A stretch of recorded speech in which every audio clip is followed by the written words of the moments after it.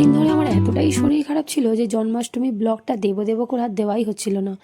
যাই হোক, তাই একটু দেরি করে আমি ব্লগটা শেয়ার করছি। কী করবো বলো, শরীর এত খারাপ, গলাটা পুরো ধরে গিয়েছিল। তো যাই হোক, জন্মাষ্টমীর দিনে সকালবেলার ওয়েদারটা কিন্তু ভীষণই সুন্দর ছিল। আকাশে দেখো এত সুন্দর মেঘগুলো ভেসে বেড়াচ্ছে, মানে মনে হচ্ছে না এই দুর্গাপূজা চলেই এলো। এখন এই দুর্গাপূজা এসে গেলেই তো আকাশ দেখলেই বোঝা যায় যে দুর্গাপূজার সামনেই, তাই না? আমার গলাটা এখনও ধরা ধরা, মানে সম্পূর্ণভাবে সুস্থ হয়েছে এমনটা নয়। তো ওই জন্য একটুখানি অ্যাডজাস্ট করে নিও, গলাটা আজকে একটু ধরা ধরা শোনাবে। যাই হোক, কী করবো, তবে এতটাই শরীর খারাপ কদিন ধরে চলছে বলার মতো নয়। আমার আবার ঠান্ডা লাগলে না হুট করে ছাড়তে চায় না, মোটামুটি 1 সপ্তাহ আমাকে ভোগাবেই। আর এবারে যেন একটু বেশি ঠান্ডাটা ধরে গেছে। আর গলা দিয়ে তো কদিন আগে সাউন্ডই বেরোচ্ছিল না। যাই হোক, কিন্তু আজকে যেহেতু বাড়িতে পুজো আছে, সেই জন্য জন্মাষ্টমী পুজো তো সারতেই হবে, তাই না?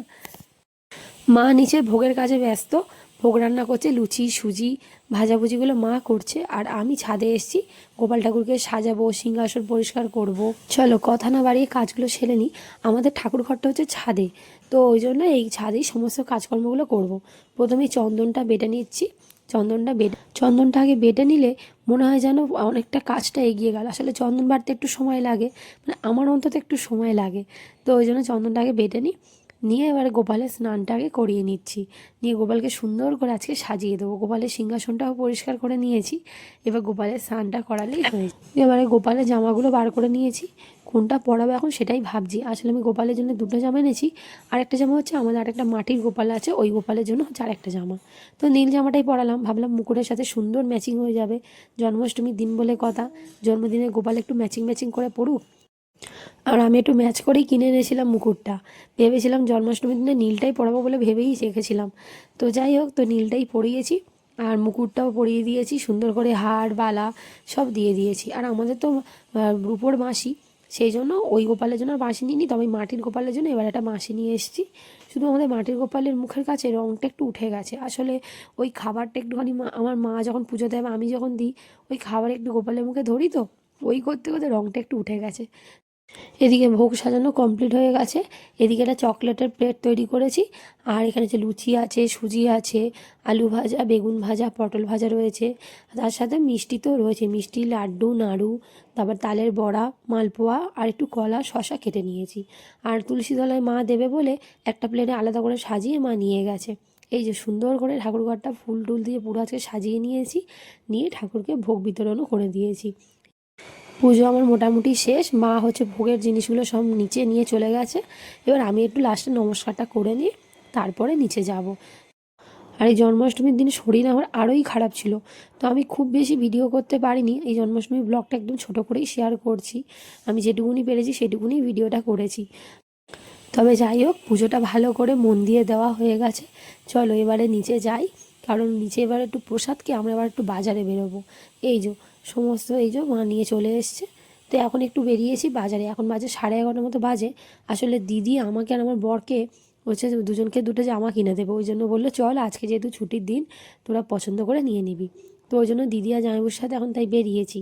ওরা আমাদের পিছন পিছনই আসছে, আর আমরা একটু আগে চলে এসেছি, বড্ড জ্যামও হয়েছে। তো প্রথমে এসেছি মহানামে, আগে একটু মহানামে কেমন স্টক আছে দেখি, তারপর পছন্দ না হলে আবার রাধেশ্যামে যাব। তো আমার বরকে বললাম বাইকটা তুমি এখানে আগে ভালো করে রেখে দাও। তবে দিদির এখন এসে পৌঁছাতে পারিনি, জ্যামে মানে আটকে গেছে।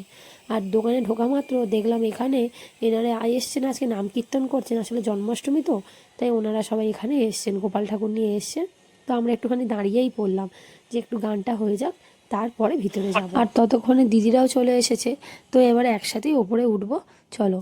তো এখানে বেশ কিছু জামা বার করেছিল, কিন্তু সত্যি কথা বলতে আমার খুব একটা ভালো লাগেনি। মানে আগের বছরে এসে যেরকম টাইপের দেখেছিলাম, আমার খালি মনে হচ্ছে যেন একই একই জামাই দেখছি। তো ওনাদের প্রচুর নতুন স্টক ঢুকেছে, এই যে সামনে প্লাস্টিকগুলো দেখতে পাচ্ছ, প্রচুর স্টক এসছে, কিন্তু ওগুলো লেভেলিং হয়নি, তাই ওনারা এখন ওগুলো ছাড়তে পারবেন না বললো। তাই পছন্দ না হলে সামনের সপ্তাহে আসতে পারে। তো আমরা রাধের সামনে এলাম, আমার বড় বললো মহানামেও জামার তো ঠিকঠাক হয় না, ও রাধের সামনে ঠিকঠাক হয়, ওই জন্য বললো রাধেশ্যাম থেকে নিয়ে যায়। তো ও বললো রাধেশ্যামে এসছে, ও এখন একটা জামা নেবে।